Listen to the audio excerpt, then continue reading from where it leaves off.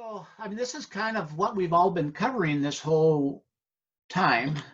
Um, how wet is I hope you kind of understand this concept, because this is knowing that when you go back to your paper with your wet, juicy brush, that you know how wet that brush is. And you have to, until you get good at it and experience, you don't have to think about it anymore. Every time you take your brush to the paper, you should ask yourself, is the brush wetter or drier than the paper? And if it is wetter, the water and paint is going to flood a damp paper. And it's better to go to your paper drier than you need it and add water than to go too wet. So until you, and this will become so you won't even think about it anymore, because when you go to your palette, you will know how much water you need and it'll become instinctive. But it is so critical at an early stages to know, because it'll just flood your paper and you'll be frustrated. So, and then the next one talks about the blooms, and because you will know that, you will be able to use blooms to your effect. You'll use those in bushes, you'll use them in trees, so you'll know that a wet brush will create a bloom and what it'll kind of look like. So blooms are good. You just need to kind of figure out how to control them and then not have them when you don't want them. And to control, if you get a bloom, you probably can go in and blot the excess moisture right at the time it happens, but then don't try to fix it, because the rest of the paper around the bloom is damp and you'll just keep spreading the bloom. So it's better to blot up the water so it doesn't spread anymore. And then later, if you need to, because you might be painting over it anyways and you won't see the bloom, but later you can soften that edge once it's dry. So blooms are good, and they're fun, and I use them in my backdrops all the time. You were showing. I'll probably do it on Trigvi. Okay, edges, that comes with experience. I've given you the fundamentals about how to make a hard edge wet on dry. Dry paper makes hard edges. Damp paper makes firm edges because it kind of gets up there and kind of goes soft. Soft edges are when it's really wet and it just, you lose control. So there again, that's one of those things that experience will, the several washes. Today I'm going to talk about doing 4 major washes, and with washes, we will, you have to expect that. One of the faults of, say, beginner is to try to keep going and going and going and not let it dry, and you will wreck the washes below it. So you have to stop yourself from keeping going, and just like I said in that email, you got to grab your brush and just stop and dry it if you want. But in order to keep fresh, the less paint you use and the less brush strokes you use, the fresher your painting will be. The more layers you paint, the more chance that the bottom layers will mix and get muddier and muddier. That's just the get in, get out. You just got to get your paint on your paper and get out, and then let it dry, and then come back with a darker one. And again, we'll be doing that today. So, it's kind of like I should make a poster with, I have a few of these things that you should say to yourself every time you start a painting. It's like, slow down and one layer at a time. The greens I thought went well when we were mixing greens. I mentioned in the email about the classic is the quinacridone green. Patty says she has it in Winsor Newton, but Daniel Smith is the one that people think of, but maybe the Winsor Newton. But that should be, if you're an outdoor landscape person, that quinacridone green is really a classic because it's a nice, rich, dark, and it kind of mixes with any blue to make some type of a natural-looking green. Flesh, we're going to talk a little bit more about that, but did people try more flesh? Because we're going to be using flesh today. A little bit. Looking at I did. Nodding heads. Good. Yep. Okay, because for this exercise, it's not going to be critical. If the face is a little bit more towards the violet or more towards the orange, it really doesn't matter. For this exercise, it'll be about washes.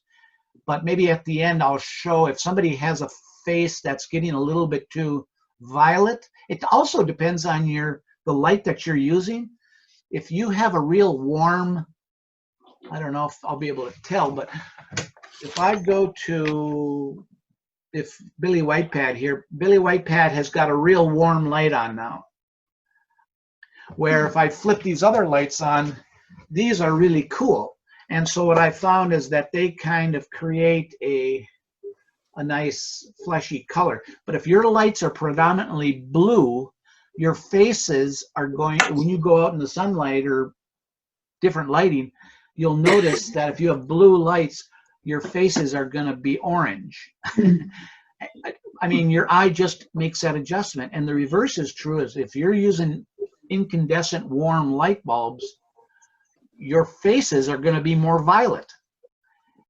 And you'll say, well, what the heck? It was perfect. But it'll be because of your lighting, and your eye compensates, your color balance in your eye compensates.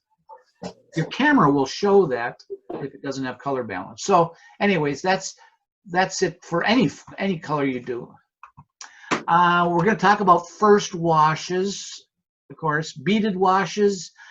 And I gave a big, long description because of a question Celeste had about flat washes. Is there any question on flat washes? Did that make sense?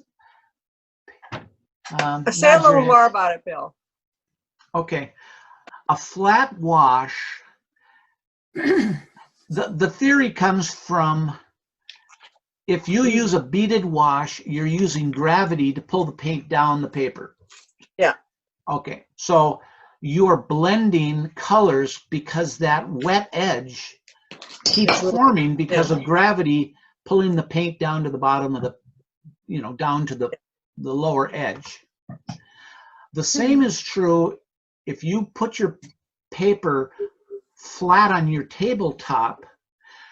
Gravity's not working against it. Now the water will sit as a bubble on top of the surface of the paper. Okay. And so then what I was describing there that Andy Evenson does is he will start at one side of the paper and keep adding to that puddle on the flat surface as he moves across. The other side, the away side, or in my example on the far left side, because a right-hander should paint from the left to the right, and you just carry the bead across the paper with you. But if you keep adding to the flat paper puddle on that one side, you can keep going and you'll keep a wet edge. Okay. So you can just keep moving, but you got to keep cleaning your brush, changing your color, and then going to the next color, and you can add to your color on your brush. But you're using a puddle of liquid on the surface as your wet edge, or as your bead. You don't really have a bead per se. You have a wet edge. All right. But the trick to that is you need to have pre-made a whole bunch of paint on your palette, and that's that image I showed you of Andy Evenson. Yeah. Because you don't want to be taking time to go mix a puddle, because your edge is going to start drying.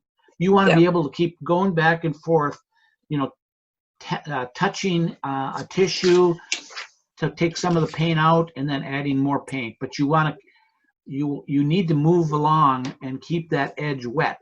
So, but it really works well, especially for landscapes when you're doing trees and you're doing foregrounds, but you kind of do it horizontally, and up and down, but you're doing it on a leading edge rather than on a lower gravity edge.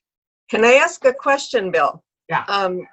When you get close to like an edge, like a tree or something, do you need to leave like a white area around so that the water doesn't go into part of the picture that yet is to be painted?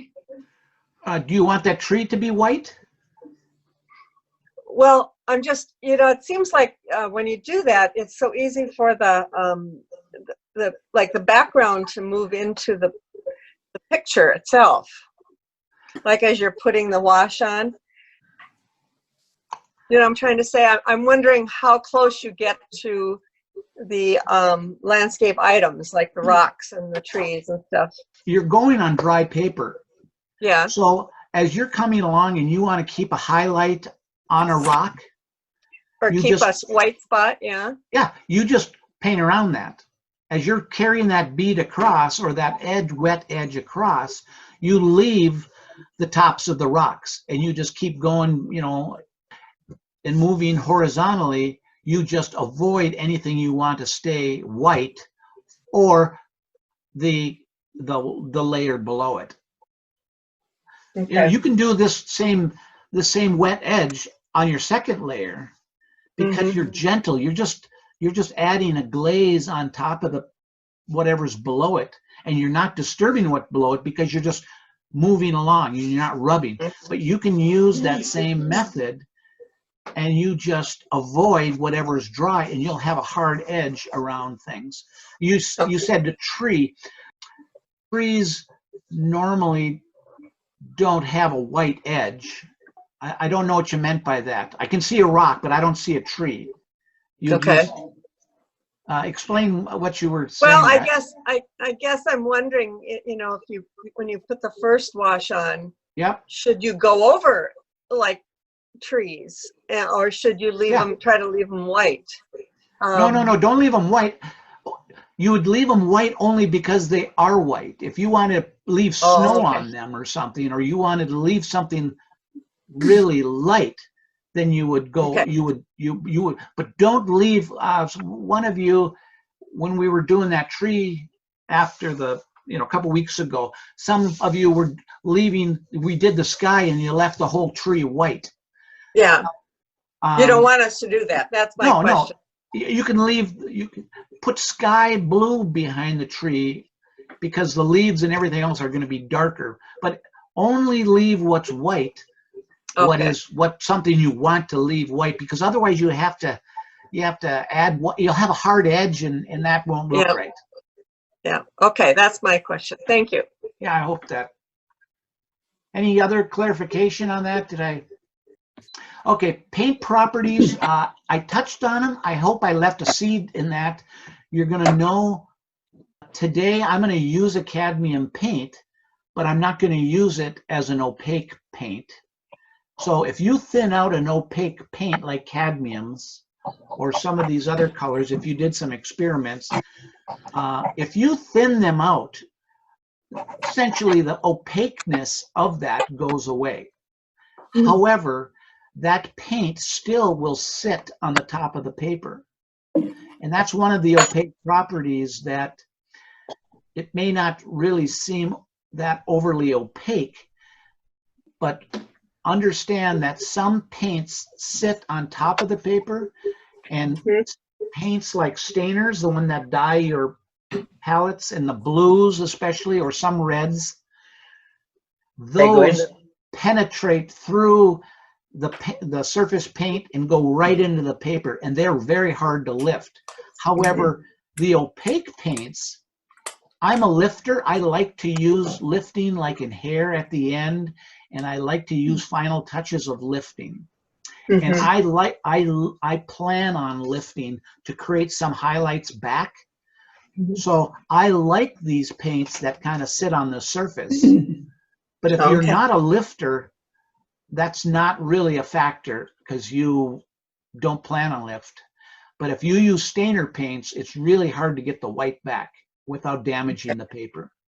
So good majority of your paints are transparent, and they're just like very delicate. Your cobalt blue and a lot of the yellows, they're transparent. They just delicately sit on top, and you can lift them back and whatever, and they don't go deep into your paper. So that's a transparent color. Opaques have a tendency to sit on top, and that's why they will block what's below them, and they're easy to lift because they sit on top. And another color that burnt sienna is kind of opaque. Any of the mineral colors, the browns, because they have that tendency to them, they'll sit on top and they can be lifted. And the downside, I mean, if you can think of the logic, if they're sitting on top, they're also susceptible to the next layer of paint because they're on top. They're going to mix with that next layer of paint. And that's why I don't like using, or I won't use burnt sienna in a face, because if you put another coat on top of it, that burnt sienna is going to come alive and it's going to mix with what's on top.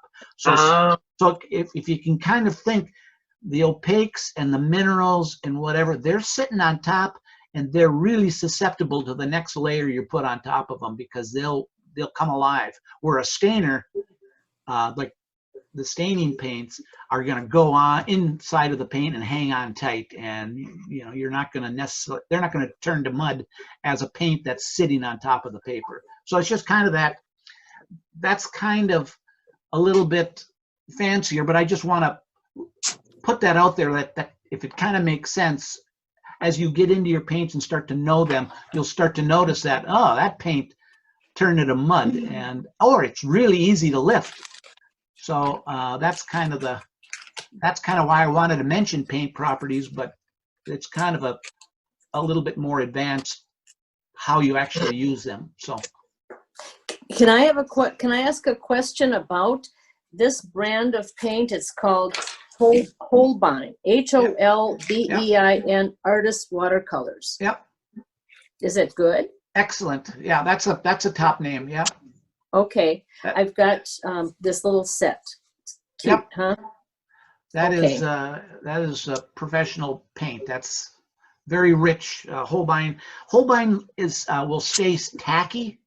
They use a different kind of medium in there, where Winsor Newton paints will dry hard to a crunch, where Holbein's and M. Graham paints stay tacky because they have like honey. I think M. Graham uses honey and Holbein uses something different. Holbein uses they don't use gum arabic, the medium.